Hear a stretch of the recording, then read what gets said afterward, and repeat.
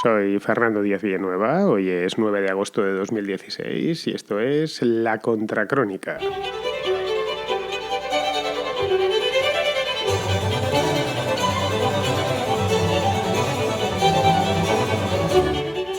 Diríase que el principal beneficiado del golpe del pasado día 15 de julio en Turquía es no solo Erdogan, sino también Vladimir Putin. Ni un mes ha tardado el presidente de Turquía en plantarse en Moscú buscando primero un abrazo y luego un buen acuerdo estratégico. Porque de geoestrategia va la cosa, no nos engañemos. Podríamos pensar que es un simple paseo que ha decidido darse el turco por Rusia, pero no es así. Va bastante más al fondo esta visita.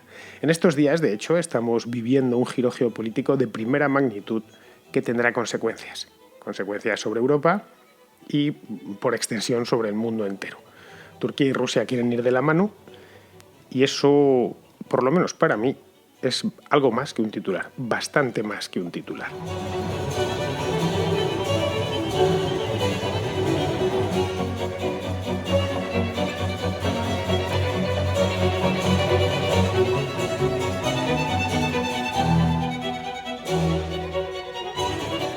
Así, en líneas generales, rusos y turcos siempre se han llevado mal. Si no han llegado más veces a las manos, es porque las montañas del Cáucaso y el propio Mar Negro los separaba. Turquía y Rusia son vecinos, pero vecinos debidamente separados por una cordillera montañosa altísima. De hecho, la montaña más alta de Europa está en el Cáucaso, no está en los Alpes, y por el Mar Negro, que es de una anchura considerable. Esa es la razón por la cual turcos y rusos no se han pegado más veces. Aún así, llevan por lo menos, mirando la historia, no lo sé, 5 siglos peleándose tranquilamente, por lo menos desde el siglo XVI, cuando los turcos se valían del Kanato de Crimea. Lo que es hoy la península de Crimea fue un kanato musulmán durante el siglo XV y XVI. Creo que incluso el kanato fue hasta el siglo XVIII, que es cuando los rusos terminan sacando a los turcos, a los musulmanes por lo menos, de la península de Crimea. Lo que hacían los crimeanos de la época, los crimeanos del siglo XVI o XVII, realizaban expediciones de captura de esclavos por las estepas, por lo que es hoy Ucrania, por lo que es hoy Rusia, lo que era Moscovia, capturaban gente y la vendían luego en Oriente Medio. Y esto se hacía a través de Crimea. Eran capturas de esclavos, nada más. Era una tierra de esclavos. Lo mismo que hacían los portugueses en esa misma época, por cierto, en África, pero con negros. La esclavitud no estaba ni muchísimo menos atada a la raza. Cualquier ser humano, en tiempos históricos, podía ser reducido a la condición de esclavo. Y los rusos lo fueron durante mucho tiempo. Creo que hoy todavía les guardan rencor a turcos y demás y árabes precisamente por eso. Dentro de la cultura rusa existe cierto rencor por aquellos tiempos. Este kanato de Crimea terminó desapareciendo ya en el siglo XVIII. No recuerdo el año, pero ya fue en el siglo XVIII. Pero las peleas continuaron. Continuaron todo el siglo XIX, las peleas entre rusos y turcos. Así, en este caso, ya a partir de ahí, una vez echados, largados de Crimea, y teniendo en cuenta que por el Cáucaso era más difícil pelearse, porque el Cáucaso son unas montañas realmente altas, se pelearon por los Balcanes y por el control del Bósforo. La guerra de Crimea, por ejemplo, que fue en el año 1853, se debió a eso mismo, al control del Bósforo. Los rusos tenían puertos ya en el norte del Mar Negro, entre ellos el puerto de Odesa o los propios Sebastopol, ¿no? Los propios puertos que había en Crimea, y querían acceder al Bósforo, que lo controlaban los turcos. Esta guerra la terminó ganando Turquía, pero solo gracias al apoyo de las potencias occidentales. Los rusos se vengaron, no mucho después, en 1877, con la famosa guerra ruso-turca, que no sé ahora, pero antiguamente se estudiaba en el colegio. Yo la recuerdo de estudiarla en COU. Entre las guerras nacionales, pues estudiaba esta guerra ruso-turca de 1877. De esta guerra ruso-turca nacieron países como Rumanía, como Serbia o como Bulgaria. El Imperio Otomano, hasta bien entrado el siglo XIX, llegaba hasta el Danubio. Ocupaba todavía una buena parte del este de Europa. En ambas guerras sucedió algo curioso, tanto en la de Crimea como en esta de los Balcanes. Sucedió que intervino Occidente de manera decisiva, las potencias occidentales, especialmente Francia e Inglaterra. La idea de las potencias occidentales obviamente era preservar el equilibrio. porque en geopolítica el equilibrio lo es todo. Turquía era amenazante en el siglo XVI, pero en el siglo XIX la amenaza ya era Rusia, y así lo percibían tanto en Londres como en París. De ahí que en ambas contiendas se vieron impelidos a actuar para proteger al más débil, que en este caso era el Imperio Otomano, que estaba ya muy decadente en el siglo XIX. De hecho, desaparecería al siglo siguiente. Rusia y Turquía, de hecho, no dejan de ser, en el siglo XIX y ahora en el XXI, las puertas de Europa por el este. Europa realmente está, por un lado está el Océano Atlántico, por debajo tiene el mar Mediterráneo, y es al este, por donde han venido siempre las invasiones, por donde han llegado los pueblos y a la vez también los problemas. No lo olvidemos. Prácticamente todos los pueblos, incluido el indoeuropeo que llegó en tiempos remotísimos, llegaron desde las estepas. La Europa no fue poblada desde África directamente, a pesar de que está relativamente cerca. Fue poblada desde las estepas asiáticas. Y eso, pues, esa condición de puerta de acceso al continente europeo, ha marcado su historia, tanto la antigua como la historia contemporánea. El siglo XX también ha venido marcado por lo mismo, o vino marcado por lo mismo. Vino acompañado de la desaparición del Imperio Otomano y su sustitución por una república laica, poco dada, eso sí, a meterse en líos fuera de casa. La República de Turquía, no tanto desde el punto de vista interior, pero sí exterior, fue durante el siglo XX un estado modélico. En la Primera Guerra Mundial se metió, la perdió, buscó al mal aliado, se alió con las potencias centrales, y en la Segunda Guerra Mundial ni siquiera participó directamente. De hecho, Kemal Atatürk creo que murió en el 38. Bueno, pues acababa de morir Kemal y estaban todavía consolidando el nuevo Estado. Además, poco yo creo que tenía ya que hacer lo que había quedado de Turquía. La república, el imperio había desaparecido ante el poder de la URSS, que era incontestable, pero total y absolutamente incontestable después de la Segunda Guerra Mundial, desde luego, y por supuesto tampoco se podía medir la Turquía kemalista con la Unión Soviética en el periodo de entreguerras. Y tampoco tenían la intención de medirse. De hecho, uno de los primeros estados que reconoce la República de Kemal Atatürk es la Rusia soviética. O sea, es una idea. Si ya lo habían hecho los soviets la lectura adecuada de que Turquía pasaba a ser una potencia de segunda y tenían que metérsela en el bolsillo. Después de la Segunda Guerra Mundial, lo que hace Estados Unidos es que trata de mantener a Turquía, estaba muy disminuida ya, pero trata de mantener a Turquía dentro de su bando, en su trinchera, ¿no? En donde todavía sigue, aunque con ciertos reparos, como estamos viendo en estos días. Turquía es un país de la OTAN, país aliado, todos los efectos, pero no deja de ser un país que vive con el alma partida. Me explico. Una parte de ese alma le dice que su futuro está en la Unión Europea, para convertirse en un país europeo más, un país no muy diferente, pues no lo sé, a lo que es Finlandia, a lo que es España y Portugal, un país periférico, pero plenamente integrado en las instituciones europeas.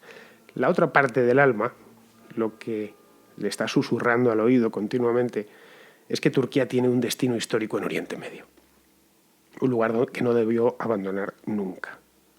El Tratado de Sèvres, que es el que pone fin a la Primera Guerra Mundial en Turquía, bueno, en el Oriente, este tratado es del año 20. Bien, este nunca se llegó a aplicar porque sucedió aquello de que se desmembró el imperio y se proclamó la república, pero el tratado que le sustituyó, que es el de Lausana, que es, no sé si 2 o 3 años más tarde, confirmó la desaparición del dominio turco en Siria, en el Líbano, en Israel, en Irak y hasta en Arabia Saudita. Los dominios del sultán llegaban hasta lo que es hoy Yemen. No lo olvidéis, el imperio otomano llegó a ser gigantesco en su momento de máxima extensión. Y aunque en el año 1920 ya quedaba poco de él, todavía conservaban una potencia muy grande o unas extensiones de terreno muy grande en Oriente Medio. Bueno, de hecho, Oriente Medio era prácticamente el Imperio Otomano, lo que hoy conocemos como Oriente Medio. Lo que os he dicho, Irak, Siria, Israel, el Líbano.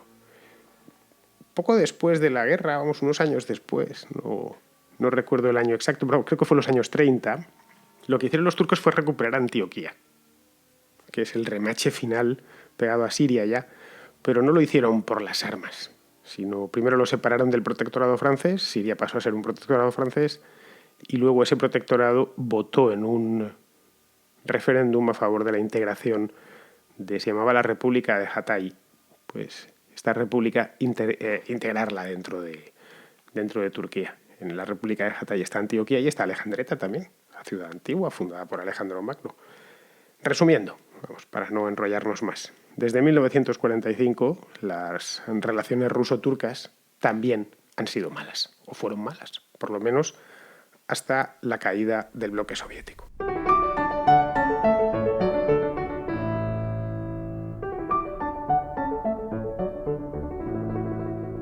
Con la caída de la URSS y la desaparición de los bloques, las relaciones mejoraron entre Rusia y Turquía, quiero decir, pero no solo entre Rusia y Turquía, sino entre Rusia y todo Occidente.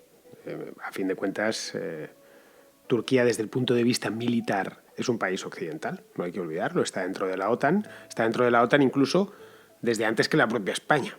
Es decir, creo que en Incilirca hay una base de la OTAN importante y los estadounidenses siempre lo han tenido como uno de sus aliados principales en la zona euroasiática, ¿no? El problema, por lo tanto, ha llegado hace relativamente poco tiempo. Las fricciones entre Rusia y Turquía, es decir, el renacer de esa mala relación histórica, es una cosa relativamente reciente. Llegó exactamente cuando Estados Unidos abandona Oriente Medio de manera unilateral con motivo de la nueva política exterior de Obama. Fue una cosa paulatina, no de un día para otro, pero ya sabéis que cuando Obama llega a la Casa Blanca en el año 2009, una de sus principales promesas es replantearse desde cero la política exterior. Esto se debía, entre otras cosas, a que hay muchísimos factores que explican esta política de Obama. Entre ellos, que los Estados Unidos ya no son tan deficitarios en petróleo. Incluso, de hecho, creo que ahora tienen superávit, es decir, producen más de lo que consumen. Y si no lo producen más de lo que consumen, están prácticamente igualados. Entonces no necesitan tener ya un control de la energía o de la energía primaria, como es el petróleo, tan fuerte como el que se vieron obligados a tener pues Ronald Reagan, el propio Clinton o George Bush hijo, que parte de la actividad de los estadounidenses por el mundo se ha debido precisamente a eso. No es la única razón, pero es una de ellas, no hay que olvidarla. Los asuntos en geopolítica se deben a múltiples razones, jamás a una. De hecho, si solo estudiamos una, normalmente tendremos una visión simplificada y, por lo tanto, simple e incompleta de la realidad. Y eso no nos ayuda en absoluto a explicarnos los fenómenos y a explicarnos el mundo. No nos sirve de nada. Quizá para satisfacer los delirios de una ideología en concreto, pues están bien. Pero a mí no me gusta satisfacer o doblar la realidad y ajustarla y modelarla para que encaje en una ideología concreta o en una convicción previa que yo tengo. Eso es importante. Eso es tener amor a la verdad o no tenerlo. Yo no llego con la agenda. Es que esto tiene que encajar aquí. Como tiene que encajar aquí, voy a primar las razones que ayudan a que encaje aquí. Bien, esta retirada de los Estados Unidos de Oriente Medio, que está prácticamente finalizada ya, no hay tropas norteamericanas más que residuales en el propio Irak, en la misma Siria, hay algo los estadounidenses, pues bien, están combatiendo allí, hay algo en Libia, pero vamos, Oriente Medio ha quedado libre de norteamericanos en mucho tiempo. Tampoco están en el Líbano, es decir, no olvidéis que podemos hacer una historia completa de los últimos 30, 40 años. En concreto, se puede hasta casi poner fecha, que es en el punto más o menos aproximadamente en la época del gobierno Nixon. Es cuando los Estados Unidos adquieren una política en Oriente Medio muy activa, que es en el momento también, y ese es otro de los factores, que Inglaterra y Francia, que habían sido las potencias dominantes de la zona desde el siglo XIX, se van retirando. Os lo he dicho en muchísimas ocasiones, el poder no es neutro. Cuando se queda en el aire, alguien lo toma. Bien, pues se quedó poder en el aire, en torno al año 2011 más o menos, que es cuando estallaron aquellas primaveras que en algunos casos pues devinieron guerras civiles abiertas. Y una guerra civil abierta es lo que hay en Siria, que está justo debajo de Turquía. Siria y Turquía comparten una frontera de muchos cientos de kilómetros. Si vais a un mapa podéis mirarlo. Sí, no es una frontera pequeñita y además muy permeable. No es como la que pueda tener, yo qué sé, Turquía con los países del Cáucaso, que efectivamente con la propia Rusia. que efectivamente hay montañas de por medio, es una frontera más natural. La frontera que hay entre Turquía y Siria tiene cierto punto de artificialidad. Es más una frontera étnica que otra cosa. La guerra civil siria, además, es complicadísima. No es que haya dos bandos, es que hay cuatro. Eso en un país que es del tamaño aproximadamente de Uruguay y ligeramente más pequeño que Senegal. Si miráis un mapa de África, veréis Senegal, que es de los más pequeños de todo el continente. Bien, pues ese es el tamaño de Siria. De hecho, Siria es más pequeña que Senegal. Tenemos, por un lado, al gobierno, que está apoyado por Rusia y por Irán. El gobierno de Bashar al-Assad, a grandísimos rasgos, no puedo detenerme mucho en la guerra civil siria, pero viene a estar apoyado por estas dos potencias. Luego están los rebeldes, que son los del Frente Islámico, los del Ejército Sirio Libre. Habréis oído hablar de ellos por televisión o lo habréis leído en los periódicos. A los rebeldes les apoya Turquía, Arabia Saudita y Qatar. Se apoya de manera diplomática o abiertamente, con fuerzas armadas. Luego está el estado kurdo que se ha creado, que se llama Rojava, que está en la frontera, cubre gran parte de la frontera entre Siria y Turquía. Es un estado de facto. No está reconocido por el mundo, pero bueno. Rojava significa, en kurdo, significa el oeste. Y a pesar de que signifique el oeste, prácticamente todo ese estado de facto está concentrado en el este, en la frontera con Irán. Es un estado kurdo que obviamente a Turquía no le gusta nada, porque ellos tienen kurdos también en su lado y a Irán le gustan menos. Esas imágenes que hemos visto por televisión de soldados, mujeres, de guerrilleras, que con el pelo al aire y tal y cual, son de ese estado. Rojava han hecho además un experimento extrañísimo de una especie de república libertaria rara que está haciendo las delicias de socialistas, libertarios y demás por todo Occidente. Rojava no tiene, que yo sepa, ningún apoyo directo, aunque sí goza de las simpatías de Occidente, por su secularismo, etc. Y luego, por último, está el ISIS, que eso más o menos sí le seguimos la pista. El ISIS, en principio, nadie le apoya. Ni Turquía, ni Rusia, por supuesto que no, pero nadie le apoya, abiertamente. Otra cosa es que cumpla una función en la zona, en una guerra tan compleja. Pero nadie no tiene ningún apoyo, básicamente porque el Estado que apoyase al ISIS, pues automáticamente le declararía la guerra al mundo entero. La guerra de Siria, que como veis, los turcos o el gobierno turco se ha alineado en un bando y el gobierno ruso se ha alineado en el otro, en el del gobierno, en el de al-Assad. Esta guerra es la que ha terminado por envenenar las relaciones entre Rusia y Turquía en los últimos 5 años. De hecho, se pudo ver de una manera muy gráfica en noviembre del año pasado, cuando un caza, un F-16 del ejército del aire turco, derribó un avión de ataque, creo que era, ruso. Luego, acordaros, en esos días, fue a finales de noviembre, lo recuerdo bien, que se dijo de todo y nada bonito. Los rusos se pusieron casi en pie de guerra y tal. Bueno, decían, va a haber guerra entre Rusia y Turquía. No. La sangre no iba a llegar al río, ni estuvo ni siquiera a punto de llegar al río, entre otras cosas porque Rusia es más poderosa, que Turquía está más poblada, tiene acceso a más recursos. Realmente, si alguien tiene que agachar la cabeza, ahí es Turquía, o agacharla levemente.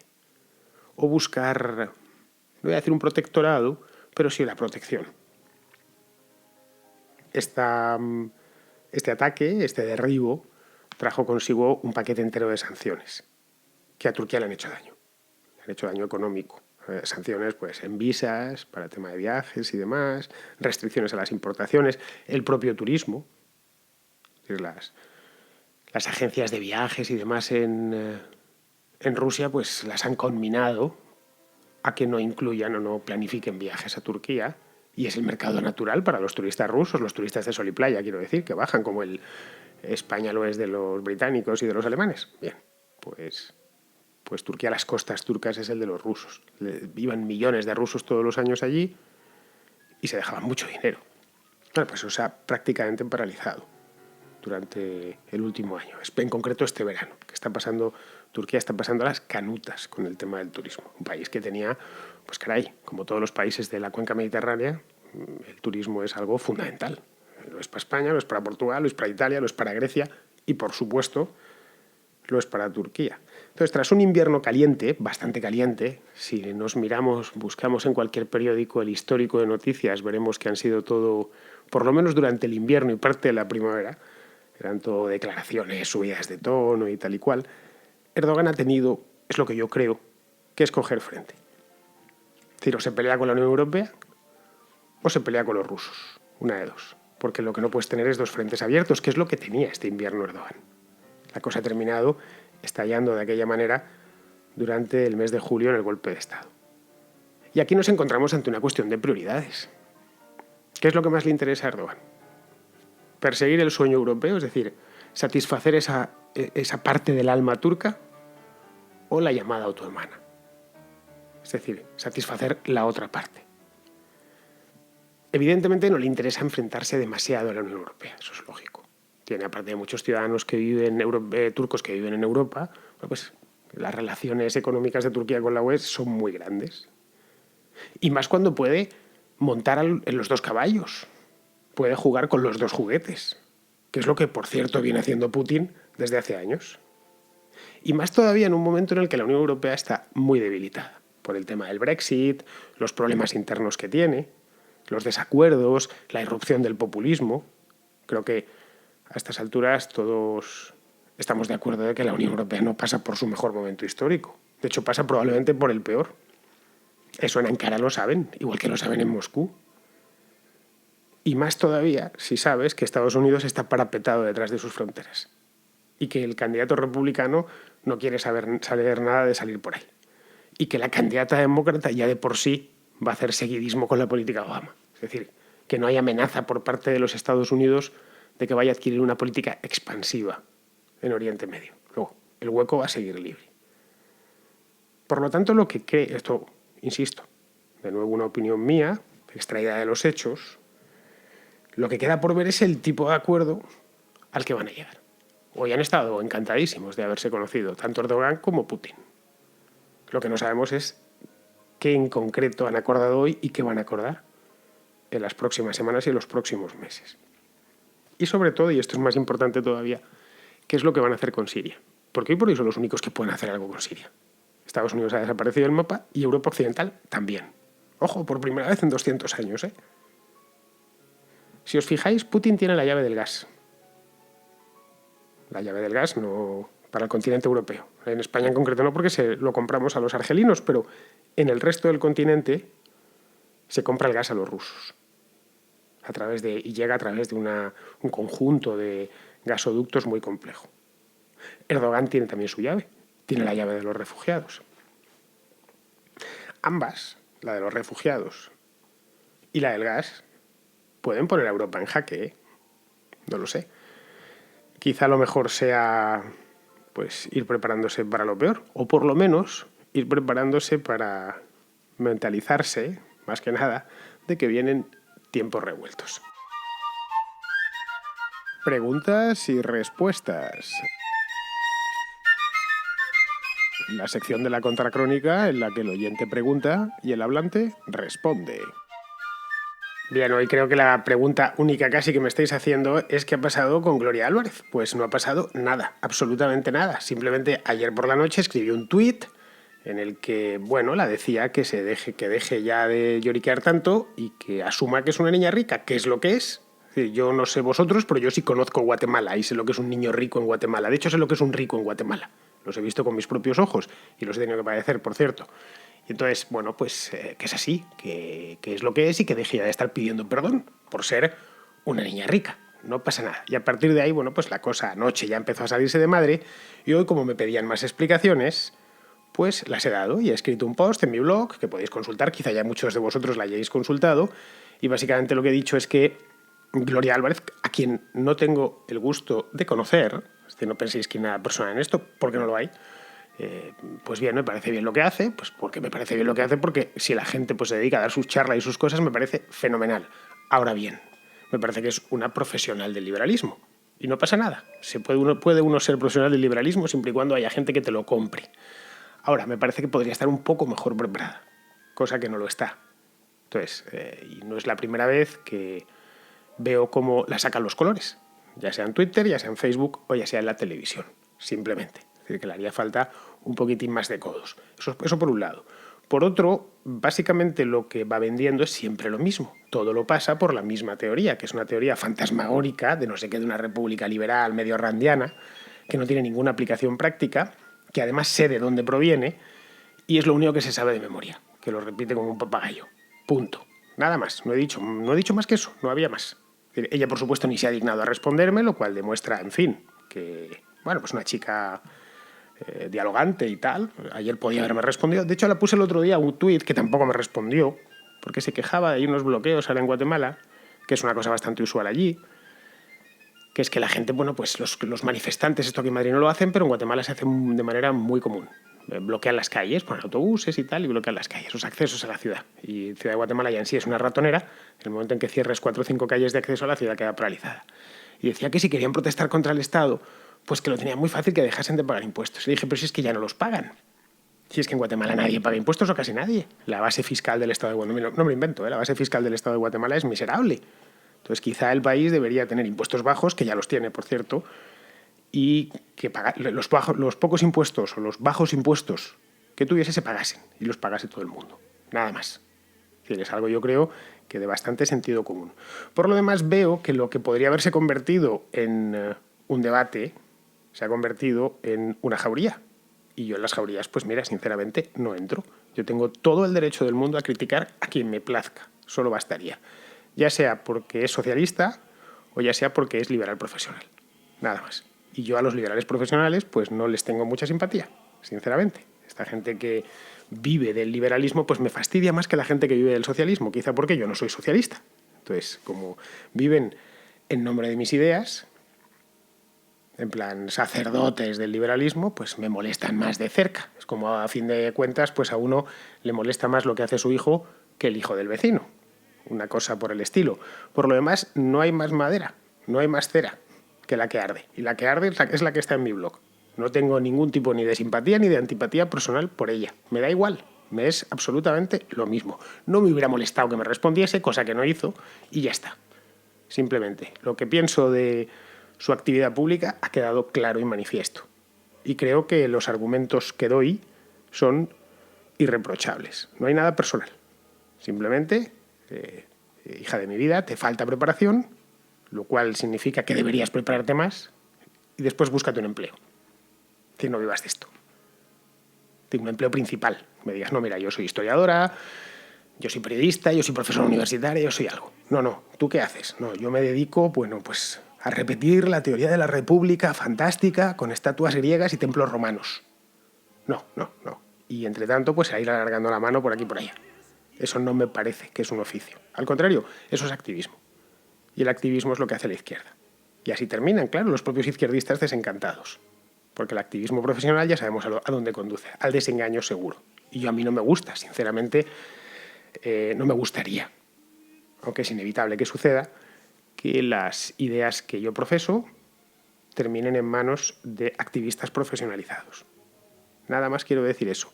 Por lo demás, yo soy libre de decirlo y de argumentarlo. Yo no digo nada por capricho, ni por calentón, ni nada por el estilo. Los que escuchéis la Contracrónica bien lo sabéis porque la escucháis. Yo no actúo por calentón, ni escribo por calentón, ni albergo odios. Simplemente, si algo me parece, lo digo y lo estructuro. Ya está, nada más. Por lo demás, pues bueno, esto es lo que hay. No voy a entrar más al tema, ni más, porque es que no hay nada más que entrar en el tema. No le veo más recorrido a esta historia. Muy bien, queridos amigos, pues con esto ya doy por zanjado el tema de Rusia y Turquía y el tema de Gloria Álvarez. Con esto ya se termina. Os emplazo, ya sabéis, a que mañana volváis por aquí. Hasta mañana.